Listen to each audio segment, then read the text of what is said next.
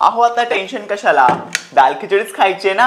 मग ही झटपट कुकरवाली दाल खिचडी तुम्ही ट्राय करा ना, ज्याची चव आहे आरारारा खतरनाक। तर मंडळी काय करायचं, तूर डाळ, मूग डाळ, मसूर डाळ, चना डाळ, तांदूळ घालायचं आणि चांगलं धुवून घ्यायचं बघा। मग पुन्हा पाणी घालायचं आणि भिजत ठेवून द्यायचं। आता पितळाच्या कुकर मध्ये तेल, तूप, मोहरी, जिरं, कढीपत्ता, सुकी मिरची, हिंग, आलं, लसूण, हिरवी मिरची चांगली मिक्स करून मग घालायचा कांदा। चांगला मौसूद पडला ना मग घालायचं टमाटर, मीठ, गरगर शिजलं ना मग घालायचं लाल तिखट, धनेपूड, हळद आणि मग तेल चुटचुटलं की मग घालायचं भिजत घातलेला डाळ तांदूळ, मीठ, कोथिंबीर, पाणी घालायचं आणि तुपाची धार सोडून झाकण लावून दणकून 2 शिट्ट्या काढायच्या बघा। आणि मग काय मंडळी, बघा की काय जबरदस्त दाल खिचडी तयार झाले। आता वरून तुपाचा जबरदस्त तडका द्यायचा आणि पापड लोणच्या सोबत तुकडाच पाडायचा मंडळी। तर बसताय ना मंडळी।